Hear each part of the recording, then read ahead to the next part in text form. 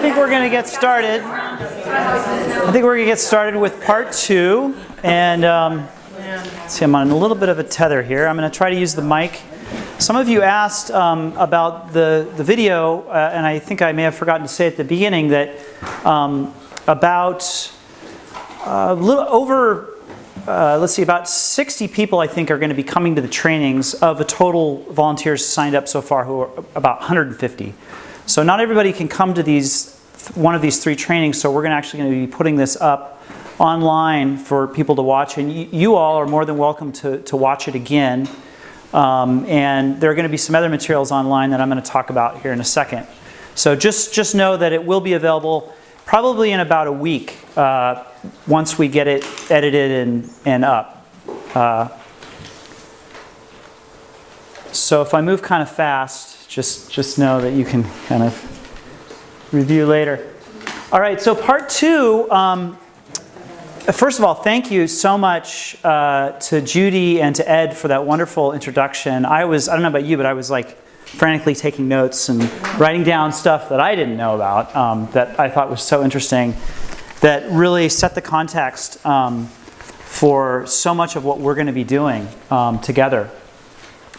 So in part 2 here, we're going to really get into the how-to, and I would urge you to kind of be patient with me because we are, just know that right now we're sort of in the training phase until July 1st. We're not going to start mapping Oak until July 1st, and so between now and then we're going to have opportunities for you to experiment with the app and use it and record points and make mistakes and get clear on any of the stuff that's unclear after tonight. And then when we go live July 1st, the slate will be wiped clean. Anything that you've done before will be wiped clean, and you'll be able to start mapping the Oak. So between now and July 1st, we're going to be clarifying anything that's a little bit unclear here tonight. So I'm going to talk first about safety organization, general etiquette and private property considerations we want to all kind of be aware of when we're doing this work. Some miscellaneous logistics on getting ready to head to the field. And then I'm going to go into sort of details about the mapping application you'll be using, each team will be using, and how we kind of stay connected through that app, and also using other media. And we'll have some time at the end for a Q&A. And if we don't get all the Q&A, I will promise you there's going to be a Q&A document. So I'm taking notes. Every time somebody asks me a question, I'm like, okay, that needs to go to the Q&A document. So it becomes part of the larger brain trust for the effort. Okay, safety and prep. We are going to require you to go, to the best of our ability, to stay in groups of 2+ volunteers. I've had some volunteers say, oh, I can just map on my own. Please don't do that. There's some thoughts on that I want to relay to you in a second. If there's any kind of an emergency when you're in the field, don't call me. Call 911 immediately, okay? Because if you call me, I'll be saying, hang up, call 911, okay? So you have a safety sheet that relays that information. It also gives my phone number, but it's very clear. Call 911 first, okay, if you have an emergency. And as part of your team organization phase and planning a trip to the field, you'll be identifying a driver and a navigator, okay? The navigator might be the person operating the app. We don't want to have the driver operating the app. That's called distracted driving, and it's unsafe. So please, that's a cardinal rule we all want to follow. No cell phone use while driving. On safety, I know this happens to me when I'm in the field. Sometimes I feel unsafe. I can't explain why. I get out of there. Don't feel obligated to be anywhere that you don't feel safe, okay? And that goes for like anybody on your team. If anybody on your team feels unsafe, the whole team, please leave. Really. Volunteer leaders, I'm going to get into this in a second, are going to be completing a trip report at the beginning and end of the trip. That isn't me, is it? And we played with different ideas about designating group leaders and group members. We're going with a sort of fluid form for now. So if you feel like you want to lead a group, you're the group leader. And if you have two people that want to share that responsibility, that's fine. But one of you should complete a trip report every time you go to the field. And that's also part of our safety protocol because we want to know where you are. If anything goes wrong, we have some kind of report, some kind of information. We know what volunteers are on that team. So we will have, as part of your registration process that I'll get in a second, an emergency contact for you. So we'll be able to call you or some other emergency contact that you've given us. Okay, field gear. When you go into the field, you'll have your charged cell phone and a cord. You may be drawing down your battery because you'll be using the GPS a lot. So always bring your cord.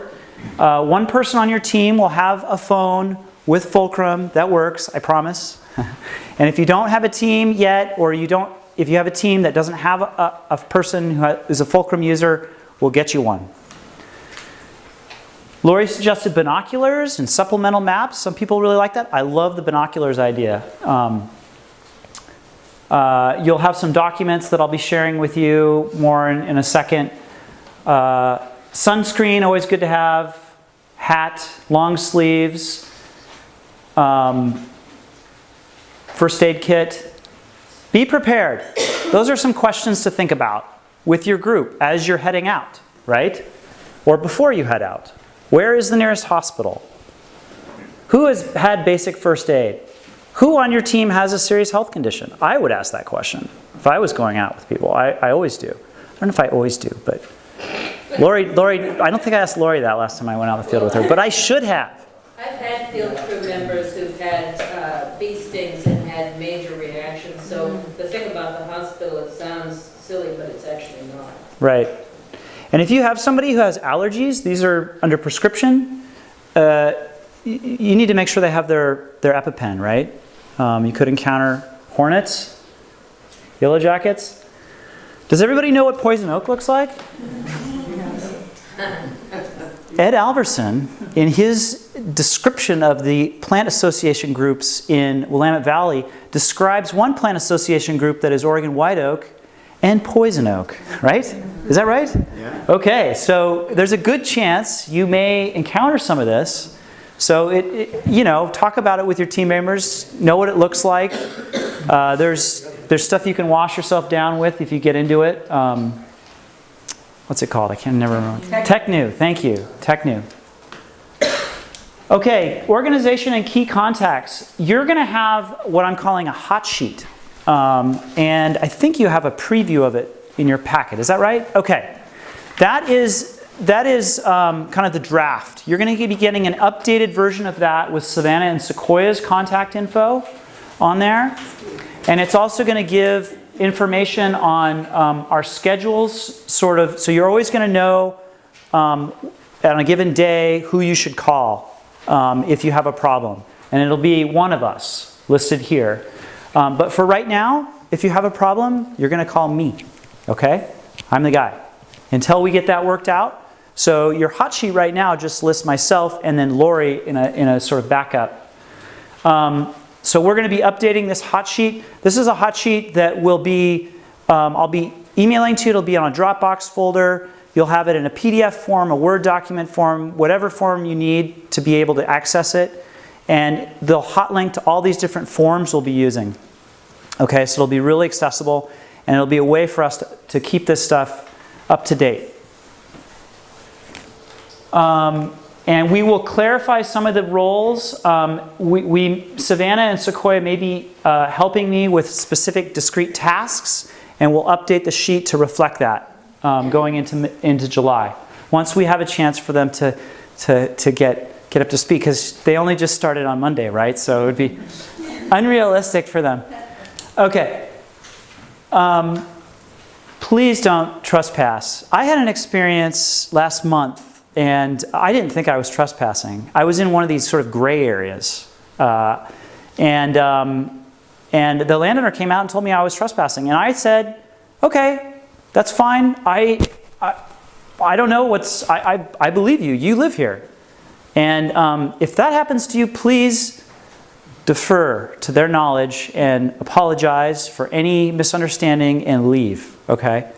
That's very important. We are hoping you all will be ambassadors for this legacy we have, this landscape that we're working to conserve. So we really want to be putting our best foot forward with property owners, okay? So please don't trespass. Don't even go places that are confusing to you. If you're not sure, don't go there. And we have ways for you to map the oak where you don't have to go up to the oak, and I'm going to talk about that in a second. Park and drive in a friendly manner. Don't illegally park, and don't like occupy some small parking lot. You know, if you pull in, go someplace where you're not going to be intruding on someone. I think I've said enough on that. All right, so the hot sheet has some links which are live now. And the first of those is and I'll be sending this out to you after the training, probably maybe after Thursday night's training. I might send it to you tomorrow, I'm not sure. But you all have signed up through SurveyMonkey, and I have emails for you, but I don't have a whole lot of more information that we need. Okay, I have emails, I have zip codes, and a few answers to a few questions. But this top form, everybody needs to complete. Even if you have completed the sign up already, everybody needs to go and complete the volunteer registration form. And that includes people that you may be working with who aren't here tonight. It includes people that maybe are going to be working with you that didn't sign up through SurveyMonkey. Everybody, every volunteer needs to fill out the volunteer registration. And again, I will send that to you so you can click on the link and you'll be in the form. Okay? The next online form we have, Wufoo is just an online form builder, okay, that we're using. So that's all it is. That's not a magical word or anything. If you lead a group to the field, you need to do a trip report. And that's what I mentioned earlier. It's very short. It's easy. It's basically your name, your team member's name, your start time, your end time. There's a little place there for mileage, to report mileage, and any notes that you need to relay to us. Questions before you go to the field, I think. Do you all know where you're going to meet up? What time? When?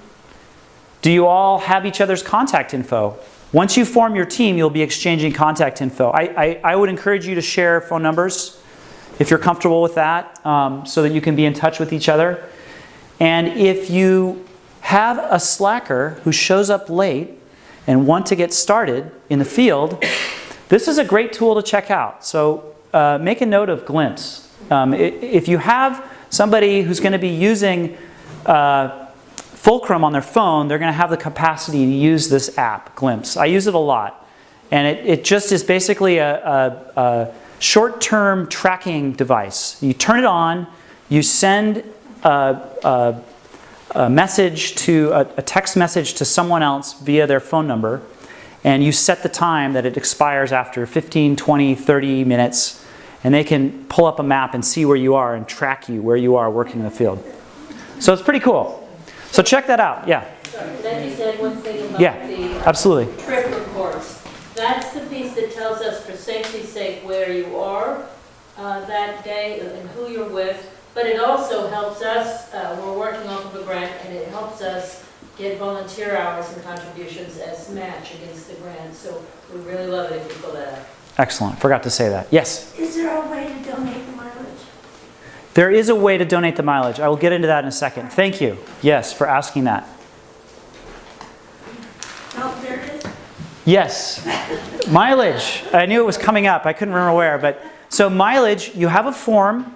And if you would like to be reimbursed for that, you're welcome to be reimbursed. And you have the form. I would only ask that you send me the form once a month. So wait until the end of July to send it to me, and then if you want to do August as well.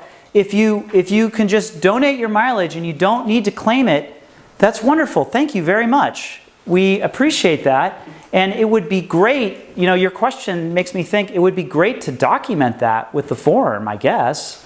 Yeah, that usually there's a place to write that you donated that back. Right. Okay, I will update the form and I will send you all a link to a new form. And if you want to use this form because you have a copy of it already printed, you can do that and you can write at the bottom donation or something like that. Yeah, that's right. But if you need reimbursement, we have funds available to reimburse you. We don't have a lot of funds, but if you fill out the form and you send it to me, I will do my best to get you mileage reimbursement. We have the only caveat being is that the team leaders, Savannah and Sequoia, are first in line to get reimbursed because they're going to be doing the most driving, and they can't donate the mileage. So yes. So that's the form. It should be self-explanatory. If you have any questions, email me about it. Okay, forming or linking up with teams. I want to say a few things about this. I really care about your personal privacy and information with the use of your email and your phone numbers, even if you don't, okay? I don't want to contribute to spammers getting your information, okay? So to my best ability, that being said, there's about a third of you, about 50 of you that need help from us finding teams. And that's a lot for us to manage. So what I've come up with is if you do the woofu, if you come to me and say, oh, I haven't got anything, I'm just going to say, do the woofu. That's my line. Do the woofu. And you give me your name, you clarify your zip code and your email. There's a little place there where you'll check off, it's okay for me to use that to connect you with other volunteers. I have a tool that will modify your email so that spammers can't get it, and then you each will be able to decode those emails on the other end. And we have a map, and some of you have seen the draft map that's interactive where you can find people in your own neighborhood. All you can see is their schedule, a rendition of their email that's modified, and what else? Something else. And their zip code, thank you. Yeah, and then you can email them, say, hey, I'm in your neighborhood, I'm looking for a team. Oh, I think I'm also putting on there is a Woofu user, or not, or a Fulcrum user, sorry, something like that. So we can get the techie people teamed up with the plant people. Okay? So I'm working on that. So when you complete the registration form, you'll see that checkoff saying it's okay for Ted to do that to help you find the team. Okay, so that's what that's about, all right? I really want to respect your privacy. So I'm not giving out phone numbers. Don't call me and say, I'm not giving those out. That's for you guys to decide individually if you want to share those. We're taking your phone number for emergency purposes only, okay? And also for enabling, no, you do that. You plug your phone number into Fulcrum. That's your email I use, sorry. Yes, that's only for emergencies. And that's what it says. Okay. Our objectives are very simple. We want to map undocumented Oregon white oak. We want to help ground truth this draft Metro Oak distribution map. And we want to help others appreciate the majesty of this landscape. So that's very simple. So now I'm going to step through the overview of how we're going to do that. All right? And we're going to be using this tool. And I'm going to give a little bit of intro with the slides, and then I'm going to switch to a live feed of my cell phone screen. So all of you that were not able to load it, you're going to see what it looks like, okay? How many people were able to load it onto their phone? Download it and get it on your phone? Okay, that's not too bad. How many people tried but couldn't get it to work? Is that all? Oh, wow. I must have heard from all of you today or something. It sounded like maybe it was some other people. Oh, that's right. Some Thursday people emailed saying, I couldn't get it to work. They're like, read the email. It doesn't turn on until Wednesday night for you. So anyways, yes, so That's what that was. Okay, good. Well, that's great. I'm really pleased. Okay, so the fulcrum, what I'm going to talk about, all this is an app on your phone. I program it and feed it out to you guys. You guys feed information back into a central hub. I'm going to go over the installation and setup briefly, give you a feel for how it looks, how it runs. We're going to create and edit a record, and give you ideas about how you can give me feedback on this, because it's going to get better. We can make improvements to it as we go, and talk about some. And then we'll come back to the PowerPoint, and we'll talk about just some general protocols with this, and what I would ask your assistance in doing. How are we doing for time? We're at 8 o'clock? 8:07. Okay, I think we're doing okay. Okay, so really simply within the app, this is what it does.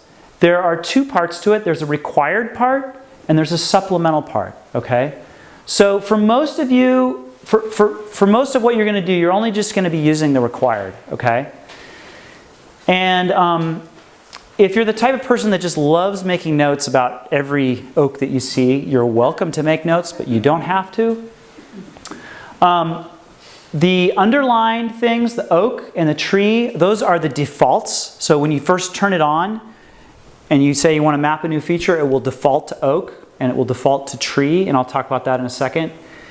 The photos are actually not required. Originally they were, and Lori and I are kind of going back and forth about this, but right now they're not required for each record. And you'll be able to offset the location. And what do I mean by offset location? I'll demonstrate this in a second. But if you're standing on a public road and there's an oak within view, this app lets you basically, you'll see where you are in the app, and you can actually put the point on the map where the oak is versus where you are. Is that clear? Okay, so that's what I mean when I say offset the map. And that is required for you to do if you're not touching the oak, okay? Because if you I'll show you that in a second. And then the second part of this little line here, the conditional, many of you will never have to worry about that, okay? So I'm going to talk about that in a second. But this will only pop up on the screen if you select not oak, okay? So I'll show you that in a second. So the point is that the app is interacting with what you input to it, okay? It's aware of what you're choosing and selecting. It's supposed to be smart, right? Because it's a smartphone. There's plenty of dumb ways to use it, and I'll show you those in a second. Some really cool features about this app is that it works offline. So if you don't have cell reception where you are, that's fine. It's still communicating with a satellite, so it knows where you are in real time. You can view your records on the map, or you can see a list of those records. And you can also actually see your present location. And it's syncing all the time with the hub in the cloud, okay? So when you save a record, it automatically writes it to the hub. And I can see it. Savannah, Sequoia, and I sitting back in front of our computers. Oh, there they are. Out there, we see it, you know. Micah just found an oak in Beaverton, right? And it records the GPS precision where you are and who's recording the feature, so we'll know who it is. And the really cool thing, I think, is that you can actually see each other's work in real time. So you can say, oh, wow, there's another volunteer like a mile away, just up the road, which will be helpful to us. Some of the limitations that I want you to know about. You cannot offset points, as I described a second ago, without losing the GPS precision information. So every time you record a point, I'll know that little point that you record, how many, like there's a little halo around it I'll see. And if you have a really precise location, we'll know it's precise. If it's imprecise, we'll know it's imprecise. But when you offset it, it wipes that away, okay? Because you're not standing where the location is. Phone screens are small, and I did my best to make the font as large as possible, but it's very limited. Which is why you want to have somebody with good eyes, reading glasses. Or use a tablet. Some of you have tablets, and those will make it easier. And I apologize about that. That's just a limitation that I can't get around. And of course, smartphone GPS locations are imprecise. If you were using a survey-grade GPS unit, or even a consumer grade, it would be more precise than your phone. But we're living with it because we got the We got everything else we want. Can I ask a question? Yeah, If you offset it using that little Yeah. guy, will that be more precise than your smartphone? no. Okay. That's so. Offset it with the phone? If you use the bullseye Yeah, thing to change it, yeah. then your precision will that improve your precision at all? No. You're still using the phone. The phone is still recording where you are, and it's recording where you think the tree is relative to where you are. Okay. But you'll So I'll show you have that. aerials, and the data will still be useful. Yeah, So if the precision on the phone is not quite as GPS accurate, and the no GPS is often 3 yards off, right. so how many yards away should that tree be before I bother even offsetting it? If I'm within, say, 10 yards of the tree, do I still need to offset it, or should I just use the point that the... Right, great question. If you're touching the tree, then you want to record that location, right? If you're not getting good satellite reception, or you can't get to the tree because of private property or some other concern, then I don't want you more than like 100 feet away, a couple hundred feet. Okay. Really, ideally, because I am concerned if you're more than that, then we could get into issues of being able to identify it as an oak. Sure. So that's why, don't worry about oak that are more than, a couple hundred feet from wherever you are. We're not trying to do a complete census with this. I mean, that would be impossible. So, But if it's like I can see it, it's where that picture is in the other room, I can't touch it. then you would offset it if you can. Even if it was that close. But that's my point, is that if that's GPS precision... I would, because that could be a oak on a piece of private property, and you'll see, and there you're right, there is imprecision. So that gets at how we're using the data on the end. We're not just using your data in a raw form. We're actually going to be looking at it with aerials and actually doing some QA/QC, revisiting some of your points, checking it in GIS. So don't worry about the level of precision thing. Okay? Just you'll see the blue halo around you, and if it's really out here, you might want to move around a little bit, try to get in a place where you have better satellite. Can we ask for permission to go on private property? Or do you want to... I wouldn't go there. Yeah. You could be tracking in and out weeds and... You can get into weird situations. I did that a couple months ago, and a fellow let me onto his property. I got on there, and then I found out he wasn't the property owner. The property owner came out and clarified that for me. So let's not do that, okay? Part of the, at the end, Ted mentioned the professional surveys towards the end of the summer, and that's where our partners such as the Soil and Water Conservation Districts, who really do work a lot with private landowners, they have friendly relationships, they're going to do some of that for us. Okay, let's do a couple more questions. What's the minimum size tree that we're recording? That's a great question. That's a great question. I don't know what you think, Lori, but I mean, I've got some trees right outside my house that are small diameter oaks. I'm going to go ahead and map them. They may not be visible in the imagery, but that's something I would, if I have a really small diameter oak, I would encourage you to go ahead and map it.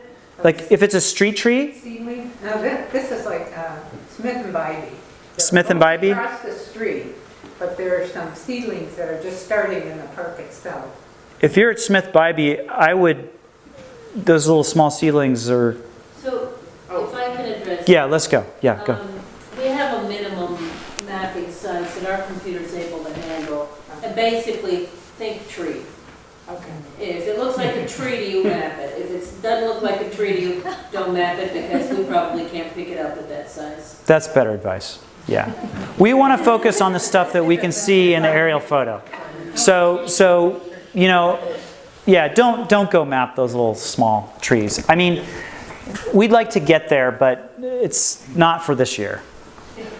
So now I'm going to do a live feed of my phone, and so you can actually see me using the app. And this is just a reminder that this app that some of you have been able to use is just for playing around with. When and if you get it to work on your phones, feel free to make points and do that. You can't hurt it, okay? And this is the time to experiment from now until July 1st to get comfortable with it before we go live. So I'm going to pull this out. Can you use your iPad? Or does it have to be a phone? Yes and no. If you have an iPad that is Wi-Fi and cellular enabled, you can use your iPad because it has a built-in GPS. If you have an iPad that's Wi-Fi only, then it's not going to work. Okay? So when you should probably know that. Well, you can find out, I guess. That being said, yeah, that's enough to know.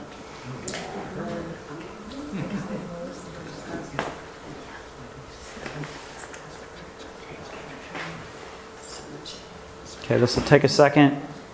I had a question. If there's a whole Okay. line of oaks, so like in a lot of cases, the farmers left the oaks in a line as a property boundary. We have that in some properties. So you have a whole bunch of oaks Right. in a line. Would you just document the front oak? We're going to talk about that in a second. Hold that question. It would be the I'm going to talk about line. how I would like you to use the app, those types of questions, after I show you the app. I wanted to show you the app first and then get into those types of questions. Okay, so this is what you see when you first call up the app. And I'm going to log in here and I'm going to use my email address. And now is the time to decide what email address you're going to be using for OakQuest.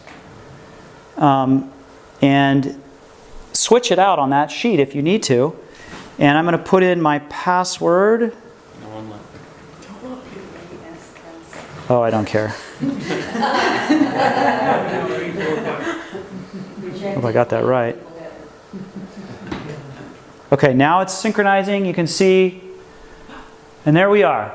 Okay, now the last time I called it up, it was still at my house in North Portland. And so if you call it up and you don't see the blue dot, the first thing you're going to do is just hit this little square down here in the lower right-hand corner. I'm going to actually sit down here so you all can actually see this. Is that better? Okay, so that, I wish I had a laser pointer, but I don't. So I'm going to go like this.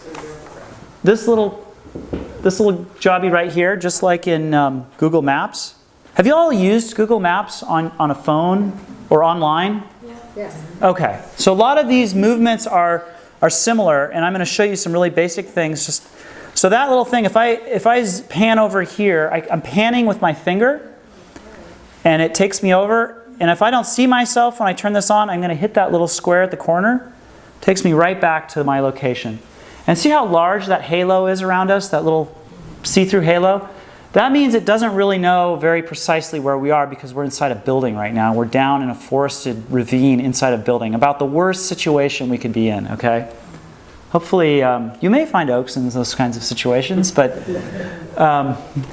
and see, as time goes on, it's getting better, and now it's actually pretty confident.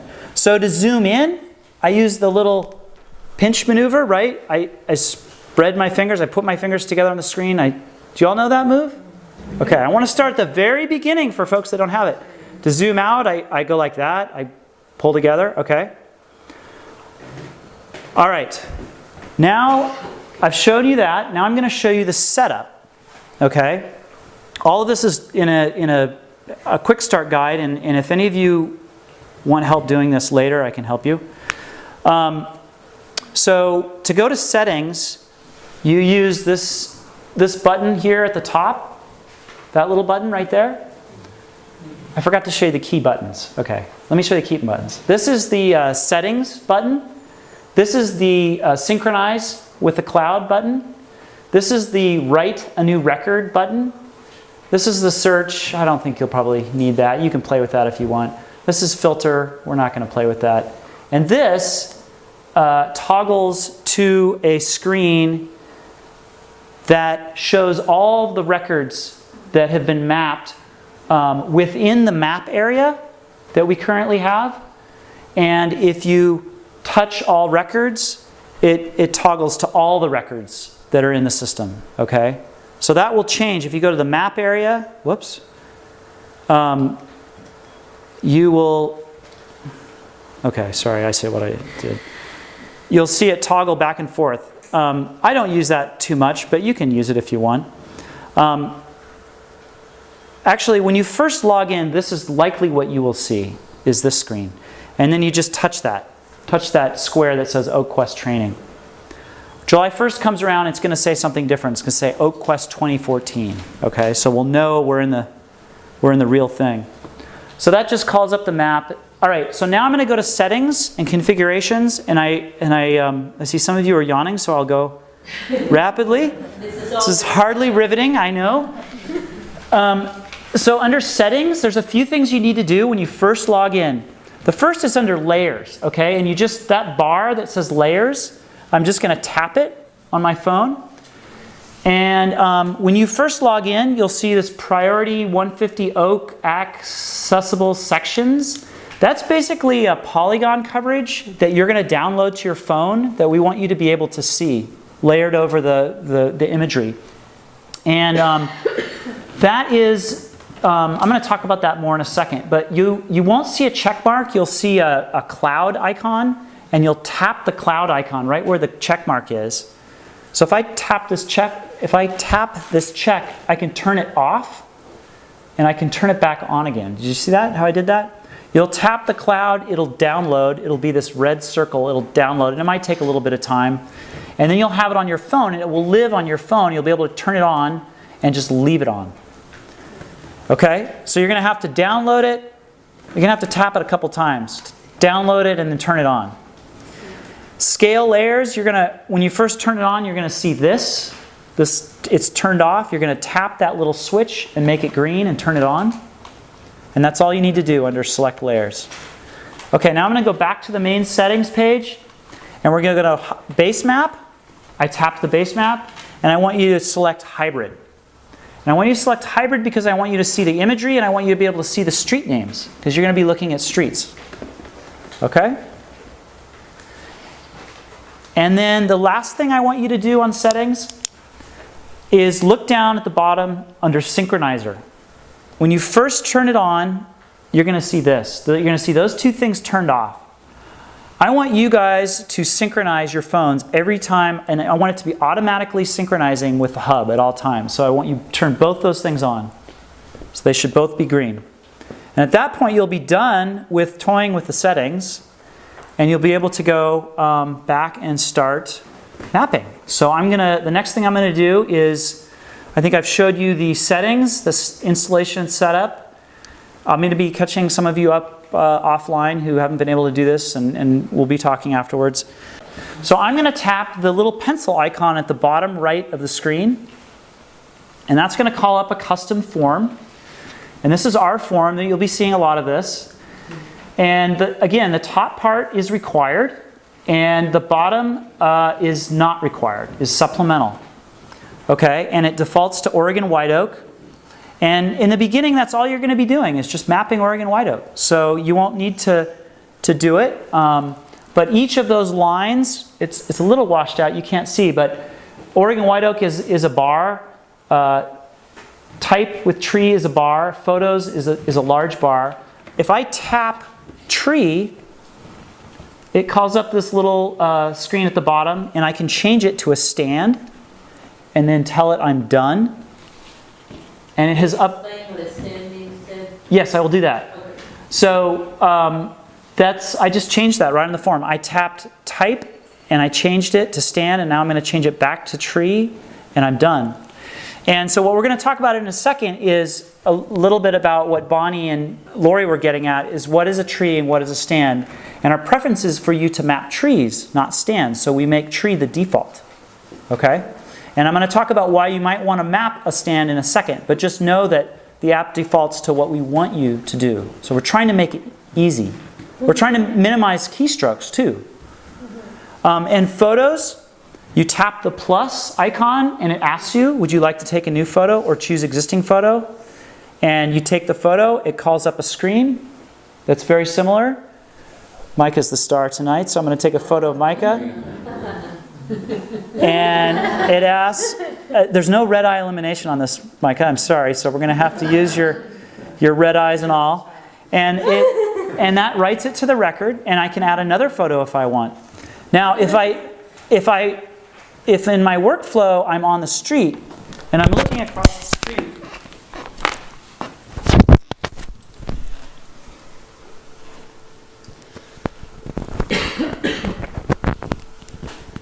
if I'm walking on the street and I'm coming up on an oak and I see an oak that I want to map, and I want to get close to it for the purposes of getting a GPS unit, but I want to be far from it for the purposes of taking a photo, I can take the photo before I get to the tree, and then I can call up a photo from my gallery in my phone by choose existing, and it asks me if I want to access my photos, and I do, and I can attach a photo of me and my one-year-old to this record, which is really fun.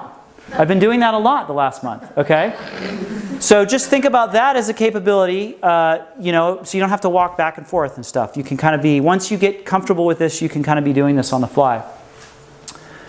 The last thing that you're required to do is to think, am I standing at the oak and am I touching the oak? By touching, do you mean the trunk? The trunk. You mean the trunk? Okay. Yeah. By the trunk or, arm's length. Then if that's the case, I'm done, and I would tap the done button at the top, okay? So this is the sort of thing you need to be thinking about. But remember, it says remember to offset the feature location if necessary before you save the record. So now I want to show you how to do that, okay? So if I'm touching the tree, I'm done. I hit done. And it writes that location, okay? If I need to offset it, I'm going to use this button right here at the bottom of the screen. Let's see here. Went to sleep on me. And what happens if I tap that? It calls up the map again, and there's a bullseye figure. You see that? The blue dot is me, and you can see it really doesn't know where I am. But let's say the oak is... Let's say I zoom in and I say, you know what? I'm really not at that oak. And this is actually a Doug fir, but we'll pretend it's an oak. It's actually right there. And you can see I can move it all around. And if I get too far afield, I can always do this, right? Pulls me right back to where I am, which is I tap that little thing at the bottom right of the screen. But when I'm done, if I think I got that location, now you see there's a button at the top right that says save. I'm going to save that location. So now it's saved, it knows that other location is where the oak is, and then I tap done. Okay. Now I see somebody else has been mapping oak in my neighborhood. Holy smokes, there's a couple other volunteers standing right next to me, okay? Thank you, Micah, for demonstrating that. So, do you see that? So it's continually syncing and updating with the hub, so it knows. You don't have to hit that icon at the top right. But if you go, you might want to do that. Like, I don't know why it's there. I can't get rid of it for you, but it's there if you want to. So yeah, so is that clear? And I know we have some challenges with getting it on your phones, and we'll get that addressed later. But is that it's fairly user-friendly, okay? So now... Thing before you leave the screen? Yeah. Show the tapping on the individual. Oh, great. Right. Thank you. Yeah, that thing. I forgot that. So if I just mapped a tree and I was like, zoinks, that was wrong. I should have mapped a stand, okay? You can edit your features, okay? So we're going to go back to that tree, and I'm going to tap that red one at the top there. I'm going to just tap the icon. Come on, icon. And it pulls up a little label, and then I tap the label, and it pulls up the record that we just recorded, okay? And I'm going to make some notes, so I'm going to tap the notes field, and this is really cool. I'm going to tap the microphone, and because I hate writing things, and I'm going to just say a couple quick things here, and when I'm done, I'm going to hit done. And it's going to do its best guess at what I just said. Thanks, Anna. Just say it a couple quick things here, and then it's not really that close, but you'll see you can edit that, or you can pen it in, whatever you want to do. And then I'm done. So the last thing I wanted to say about this is that each of these items has a circle with an eye in it to the right. Do you see that? And if you tap that, like if I tap the notes field, you're going to call up tooltips. So if you forget how to use this, these are little guidance. And if you have suggestions about things to put in this, send them to me and I'll put them in there, you know, if it makes sense. I don't want this to be like a 10-page term paper or anything like that. The notes field is for what it describes, and I explain how to enable the microphone key on your phone. And I talk about other things that you might, if you want to, put in the notes field, including things like tree size, tree circumference, the number of trees in a stand, and units of measurement, and then other things like, is there obscuring vegetation, you know, covering the oak from the air. And I actually haven't mentioned it yet, but there are tape measures over here. You're free to take those if you think you're going to be working in an area where you might be able to measure circumferences of oaks. How high is breast height? Diameter breast height is, what is it? Is it 4.5 feet? 4.5 feet. 4.5 feet, yeah.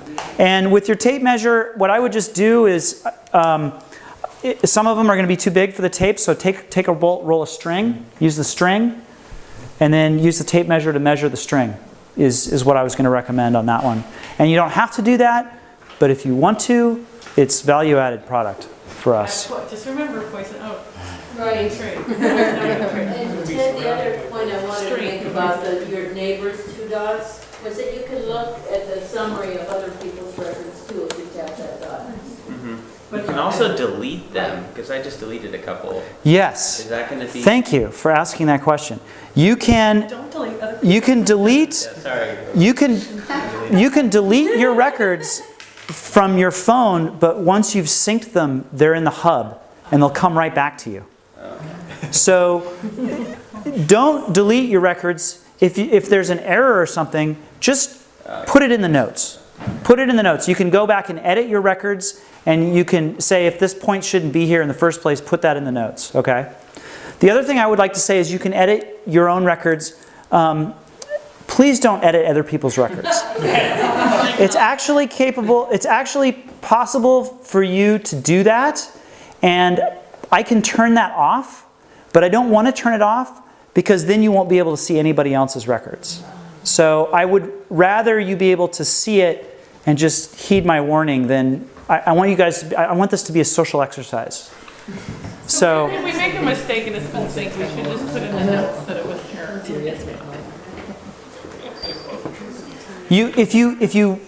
if you make a mistake, you can always go back and edit what you entered. If you record a point that shouldn't be there, you shouldn't delete it. You can't delete it. It'll just come right back to you. So put it in the notes, say this point shouldn't be here. Okay? Is that clear? These are great questions. These are things I didn't think about to say. So let's go back. Let's go back to this. So a stand is more than one tree. Okay? If you have 2 trees, my preference is for you to map 2 trees, two records, 1 for each tree. If you have 3 trees, 1 for each tree. 4 trees, as many as you feel comfortable. I would rather you map individual trees, okay? And let's see, I think I need to do this for a second here. So if these were 3 oaks, you'd want me to like map one. Correct. map one. You need to define what a tree is too. Correct. And we need to define what a tree is. And a tree, yes, we need a working definition immediately. We don't want, as Lori stated, we don't want you to map little trees that are hard to see in the aerial imagery that you have on your phone, okay? So we should have a size threshold. Maybe we'll try to come up with something. That would be. That's a great point. What would be visible to our mapping? So if you had a fairly large cluster of smaller trees, our map's probably going to pick that up. So that would definitely be relevant. I'm not sure folks really understand what is visible via. Yeah, we'll define that for you. We'll clarify that. We'll come up with something. And keep in mind, We will have a threshold for a tree and we'll have a threshold for a stand. And so you'll know.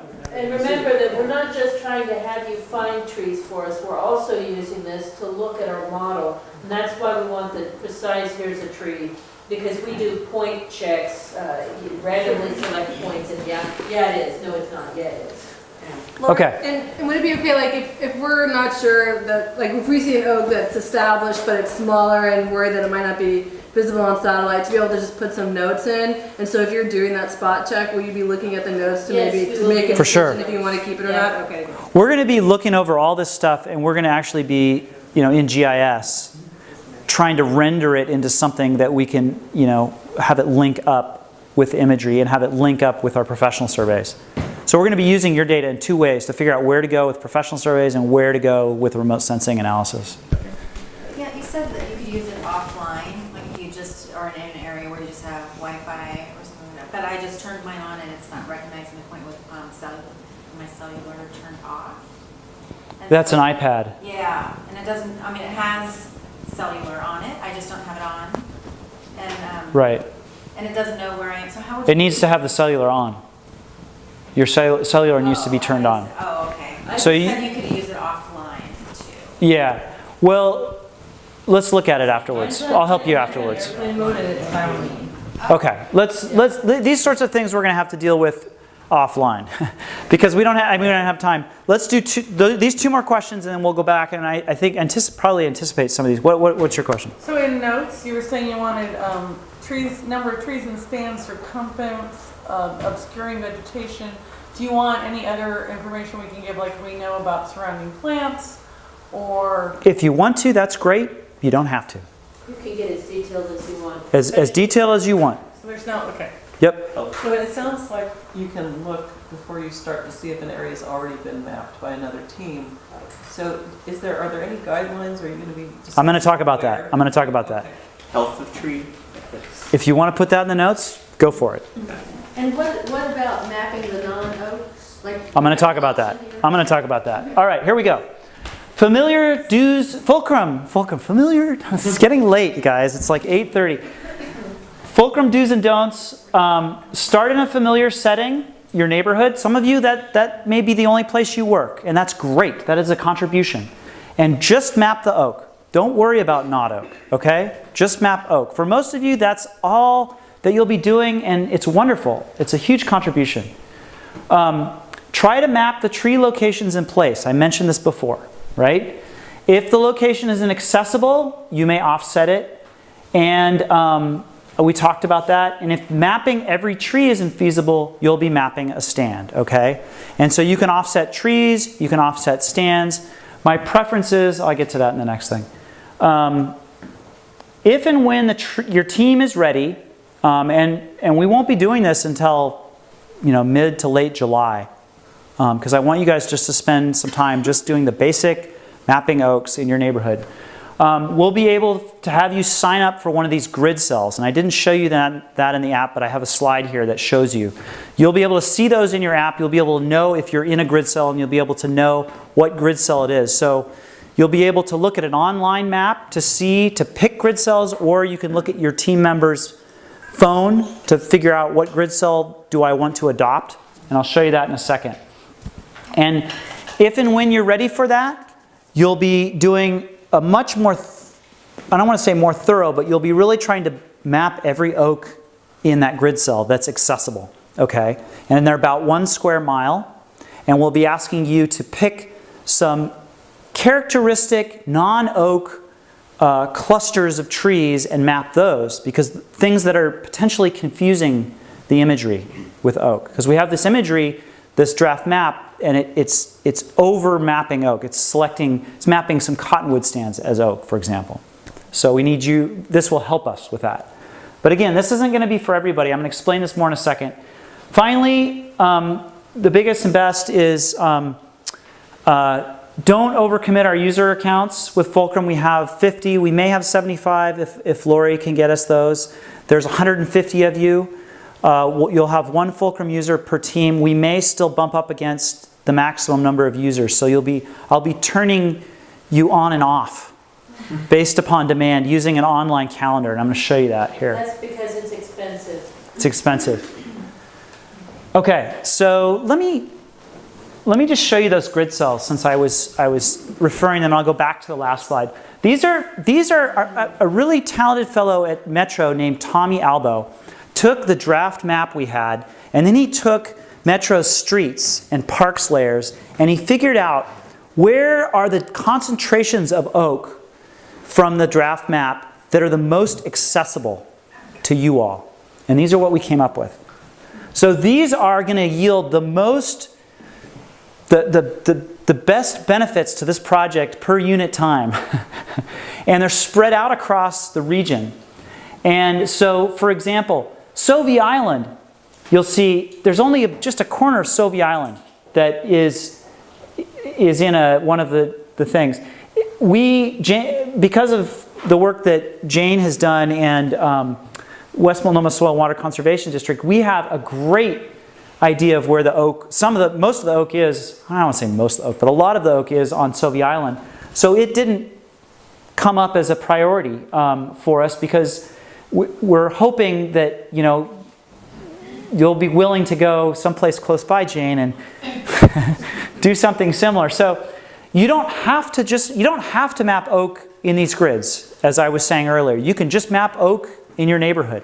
But when and if your team is ready and you feel confident identifying other tree species, that's another if. Okay, if you have a plant person on your team, then I will be trying to get you to adopt one of these, and there's about 150 of them. Okay, so we're not going to get all of them, but we want to give you a good selection, right?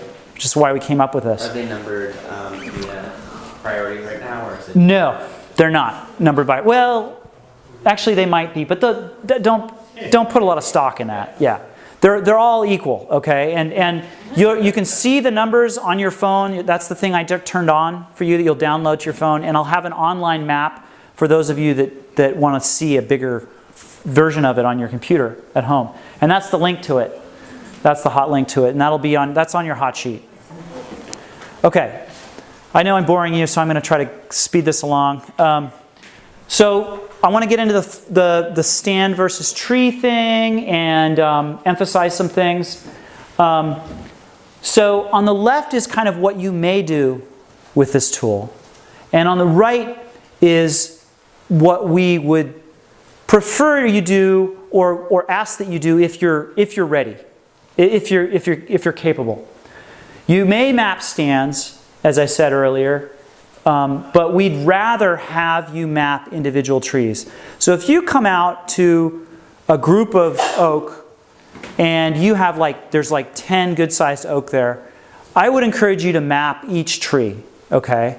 But if that stand is 100 trees, and you have some other areas down the road that you want to get to, and the stand is pretty apparent in the imagery, then just map a stand. And you can map a stand and also map trees within the stand. That's another thing you can do. You don't have to make the choice. So even if you do map stands, consider mapping tree records, okay? Offsetting features. You can offset features. You may offset features. But I would rather have you map the trees in place, okay?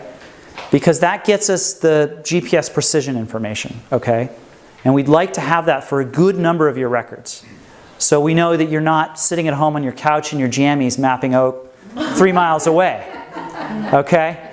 Which is why Lori and I are kind of having this discussion about the photo thing, which we haven't fully.